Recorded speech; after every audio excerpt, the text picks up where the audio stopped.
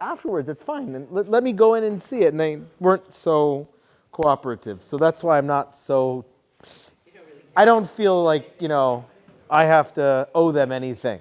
If they have to stay another 10 minutes to get into their little buggy and come down here to yell at us, go ahead. If you heard that, nice to meet you. I know. That's why I'm waiting for them. But try not to get arrested until the end of our course. yeah, if I get arrested, it's not for that. It's for tax evasion. I'm very late. I procrastinate terribly. So I just have to get in my files.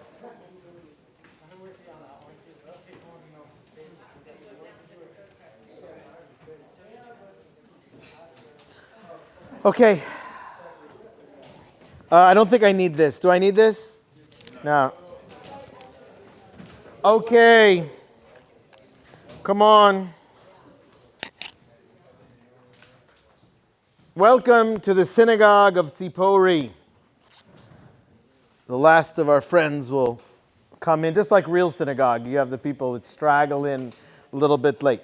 So, this is one of those amazing sites that was found in Tzipori. And it was found in 1992 completely by accident. What happened? As you saw, our bus is now parked in a parking lot. And the decision was they were going to expand the parking lot to allow more places for buses to park. So the tractor came over here and started to clear the ground to make more place for the parking lot. And they started to discover this beautiful mosaic. They stopped it. Zev Weiss came into a team, and they found this. And this became over 15 years of laborious archaeology and publication. And it's one of the most important pieces of scholarship that Zev has done. He shared it with Rina Talgam. Okay, so she gets a little bit of the credit for the publication interpretation, but most of what I am saying is the interpretation of Professor Zev Weiss. Okay, now what you're looking at, What's her last name? Rina Talgam. Talgam. Talgam. Okay, so what we're looking at is a synagogue. How do we know it's a synagogue? It's facing Haifa, meaning that way is northwest, west. Again, if you look at the picture that I sent you, or you look at the picture on the wall here, you see how it's nestled between the houses as it goes down this sloped hill. And the idea is that this is the land they had. Meaning it was either to come in the door and have the ark right when you came in, or to put in the opposite wall. There's some people that say, no, this wasn't a synagogue, this was a study hall. That doesn't really make sense. You have right over here, these are Dechilu Detav, Tanchum Bar, Yudan, Visami. That's the general dedication plaques that you have in synagogues.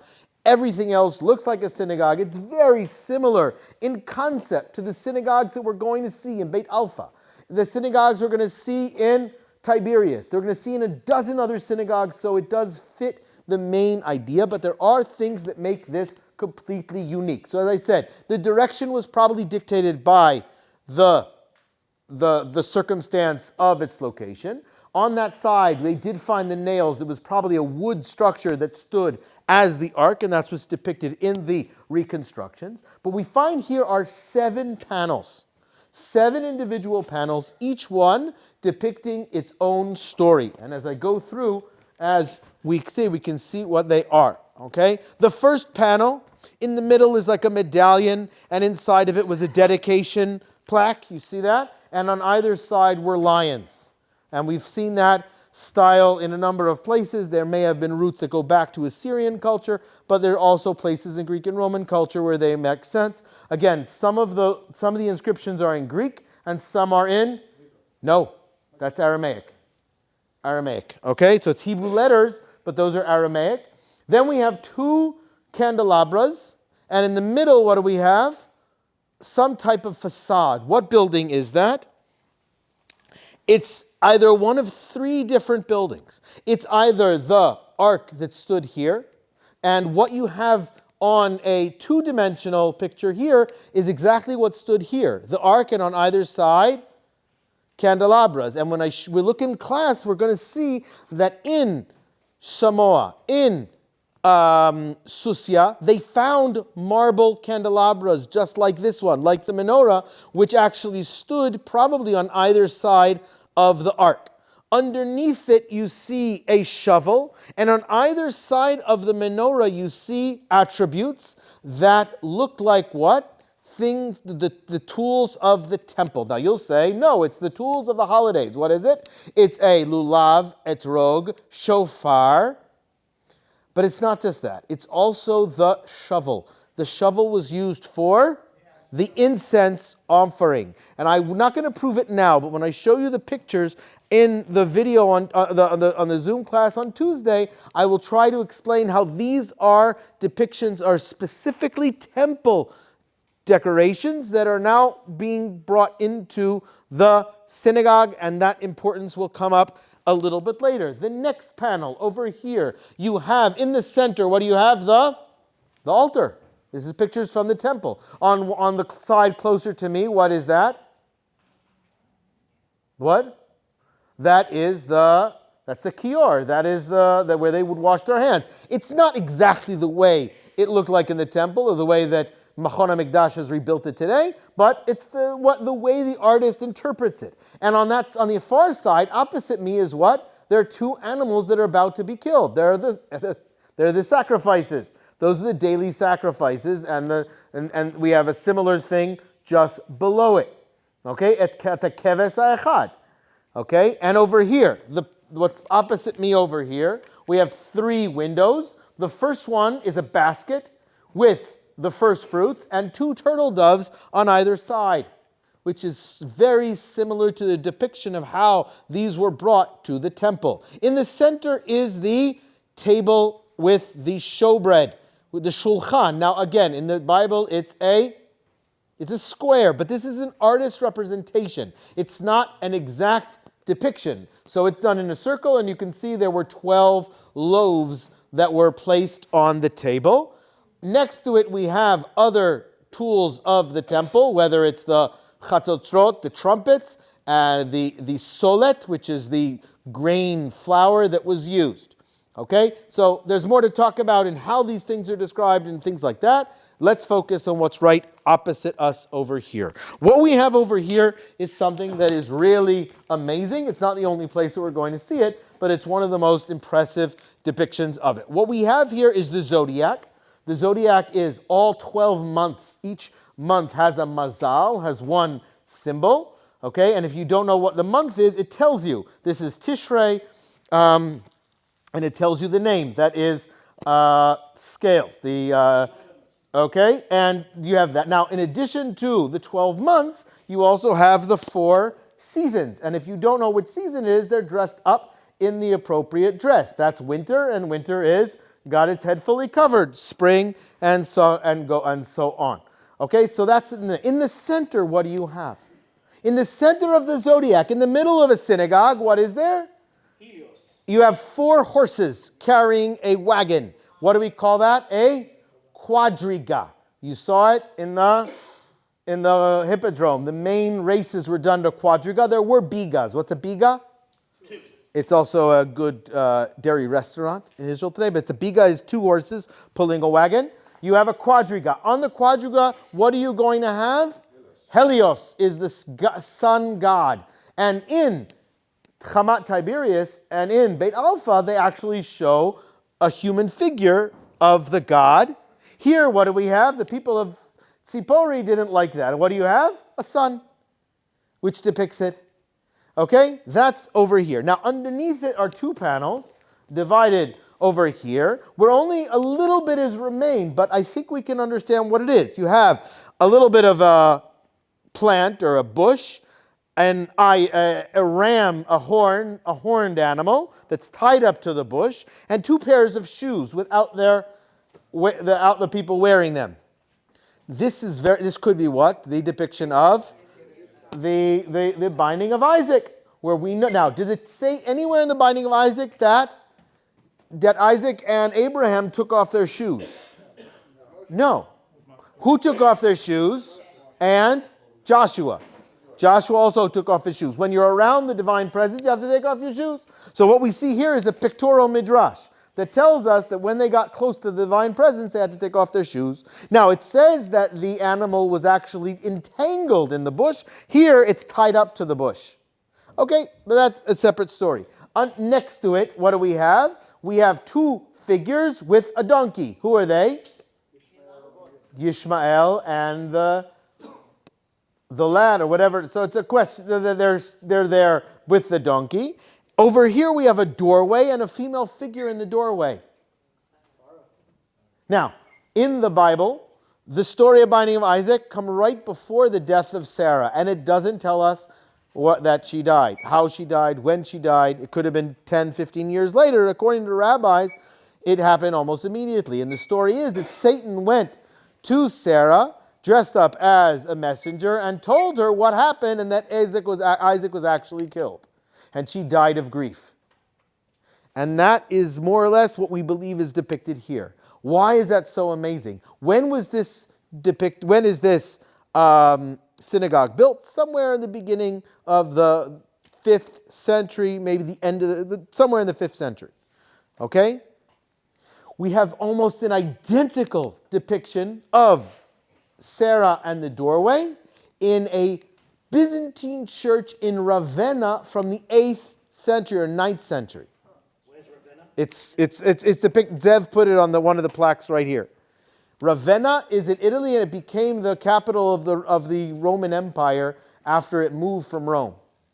The Western Roman Empire, it was the center of the Roman Empire under Justinian. And so, is there a direct connection between Sipori and Ravenna? No. But it shows you that there was some type of a tradition that either had a joint origin, or it actually might have had some type of connection to a similar type of artistic style. Now, what does this all mean? I have 4 minutes before they start to come and yell. What does this all mean? What is this doing on the floor of a synagogue? Okay, now, Zev's book depicting this in his chapter is about 15 pages long. I have to say it in 2 minutes. Okay, but what is it? He believes that this represents one central theme. There's one theme that threads throughout all three main ideas. One is the temple, the other is the binding of Isaac, and one is the calendar, ruling the world. So we have God's ruling the earth, we have a covenant, and we have redemption. And all those things are woven together into one theme. And the people that built the synagogue were intended in order to do what? To in some way imbue that in their prayers. And therefore, it's in the Christian churches, we're going to see that they stayed away from putting anything holy on the floor. You put flowers and pictures of bunnies on the floor. You don't put pictures of the temple. How do you walk on that? Still an open question why they put such important things on the floor that you walk on, and there's nowhere to walk around it. It's not as if, didn't stand on here. People walked through it. The other question is, we said that the original synagogues were not in competition with the temple. They had different usages. By now, it's not in competition with the temple. It is what? It's instead of the temple. It's replacing the temple. It's a mini temple. Mikdash Me'at. Okay? But we also have the depiction of the binding of Isaac, and we have the depiction of this thing. Now, Helios in the side of there, I'll talk about on the bus. I don't have time to talk about it now. But we see in this time period a few other things that are happening. Remember we spoke about how there mikvaot here? So maybe there is a renaissance of a different type of leadership. Up until the 4th century, who led the Jewish people in the land of Israel? The rabbis.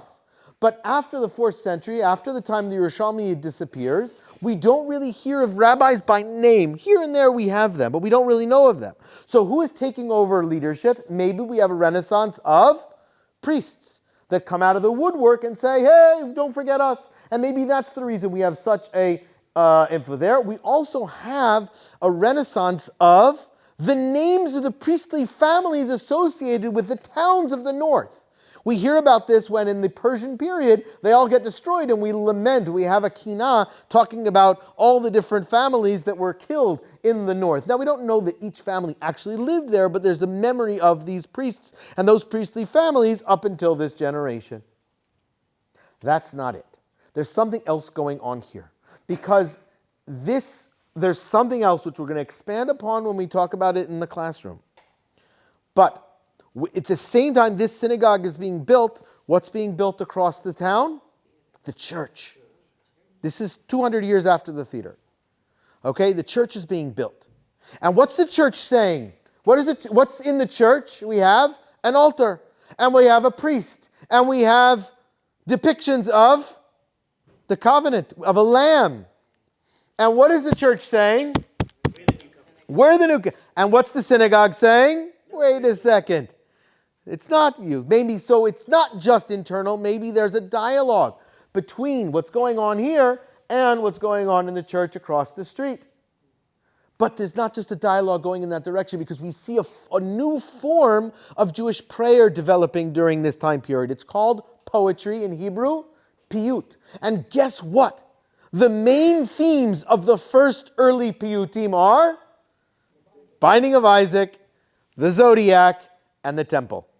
So one of the things, this is Gidon Furster adds to the story, and he says, what is this? This is like it's a prayer book. It's a pictorial prayer book. As you're going through the new themes, you're able to look down and have a video, have it live, come alive for you. This is only a taste of some of the things that are here. I haven't answered how they can have a Greek god in the middle of it, but we can't do that because it is actually 4 o'clock. So they haven't yet come to scream at us.